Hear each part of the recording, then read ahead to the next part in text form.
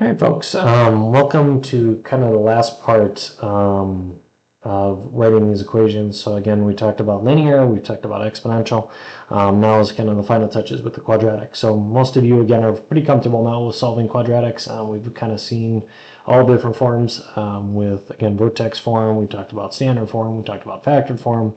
Now we're kind of put a nice bow on this. So this is kind of the last day with working with these. So in other words, we're going to write equations to solve this quadratic. So first and foremost, we're just going to basically write out what the A, H, and K values are, just kind of so you have it all in one spot. Again, most of you, again, kind of know what they do now, but again, just so you have it, again, that in that case. So where is HK? Well, HK, remember, is what we call the vertex. Again, the highest or lowest point in the parabola. Now, what we're going to do is we're just kind of branch off of this. So in this case, we're going to start with the A value. Remember, X and Y is just values that are on the parabola. With that in mind, the A value is what we call the stretch factor. All right, and again, a couple of things about that stretch factor. Obviously, first and foremost, if the A value is less than 0, it's going to be opening down, aka what we call a reflection. So just keep that in mind with that. When we say opens down, obviously the reflection piece there, but it also, again, has that value with the highest vertex there. A value, if it's obviously positive, it's going to open up. Okay, so just another thing to consider there. Now, we talked about if that A value specifically is between the values of 0 and 1. So for example, if it's 1/2 or 0.2, again, just to kind of give you an idea, that's what we call the vertical compression. Again, when we talk about vertical compression, it means like taking that Play-Doh and kind of squishing it, pushing it together. So we say, boop, and we kind of push it and it gets wider, okay? Another one, A is equal to 1. This is what we just call the standard parabola. And the reason why is because there's always an A value there.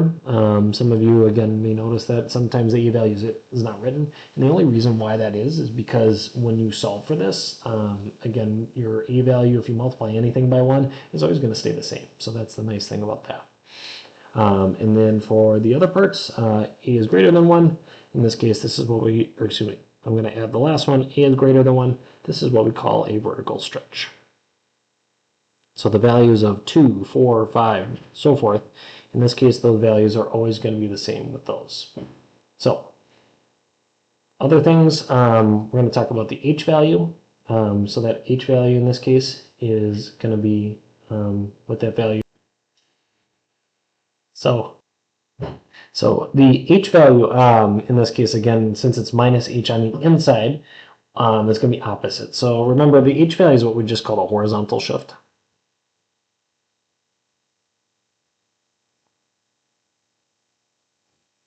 Okay, and now remember, with that horizontal shift, if that H value is negative, remember it's going to be opposite, so it's going to move right. And then opposite with that H value, if it's positive, it's going to move left.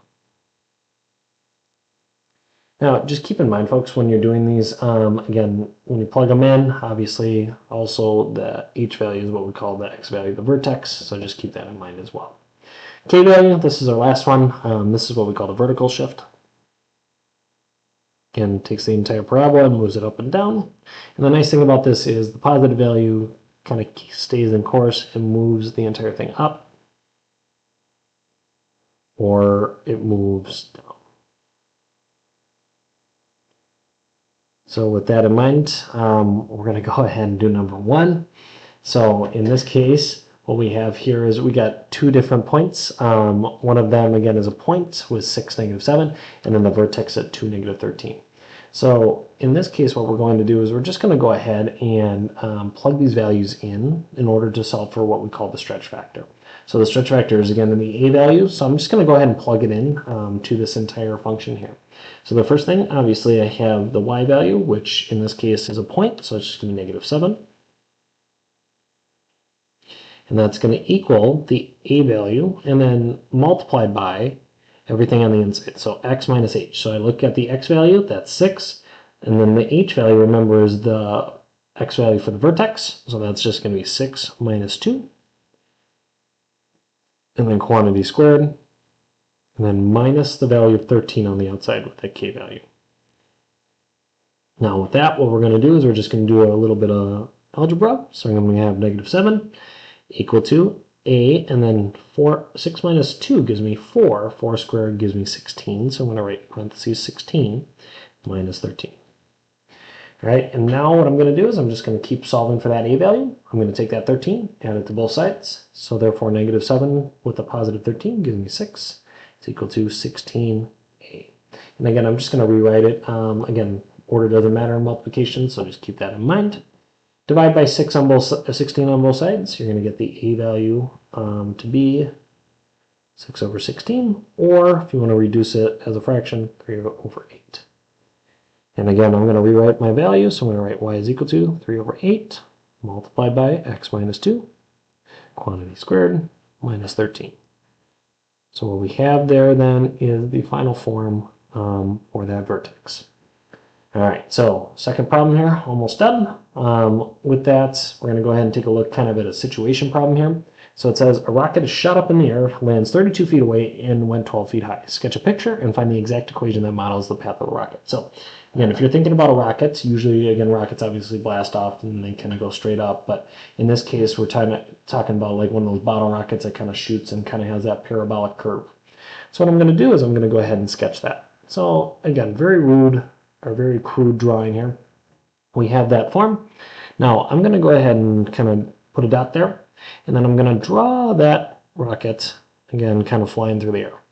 So as you can see, it has that parabolic shape.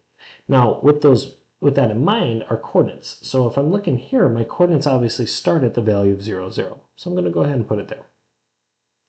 And then, if I'm thinking about it, it says it went 32 feet away. So in this case, if I'm going again 32 feet away, that's going to be the x value because it's horizontal. So I'm going to do 32, 0, because in this case, the height. And then what I'm going to do is I'm going to have, again, that thing go obviously 12 feet high. So in this case, it reaches its highest point at the apex. And as you can probably guess, this is what we call the vertex as well.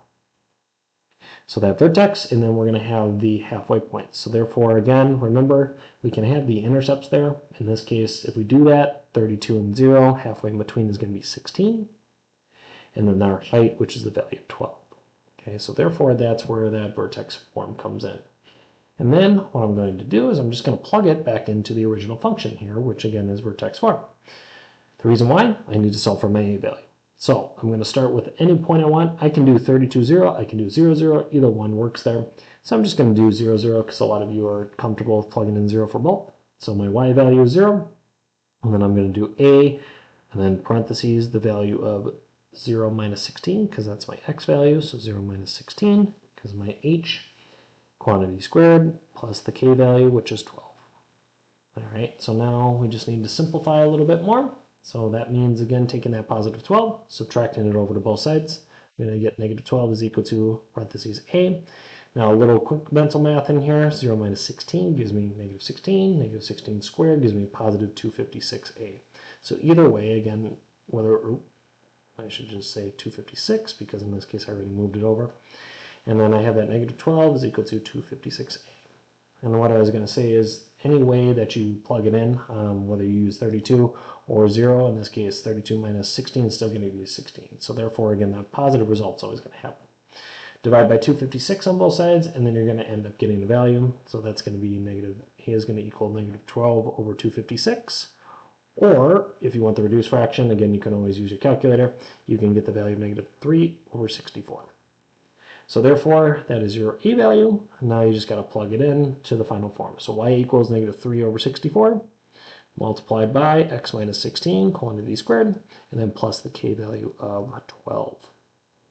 All right, so that's our final question here. Keep in mind, again, when you solve for these, again, just make sure, again, that you're always finding that a value. Always make sure that you draw a picture. Again, that always helps students, again, visualize kind of what they're looking at with that form. All right, so this is, again, page 12 of the toolkit. Hopefully, again, you're able to do well on your quiz. Again, obviously with the linear, quadratic, and then the exponential. So otherwise, have a great rest of your day, and we will see you all very soon.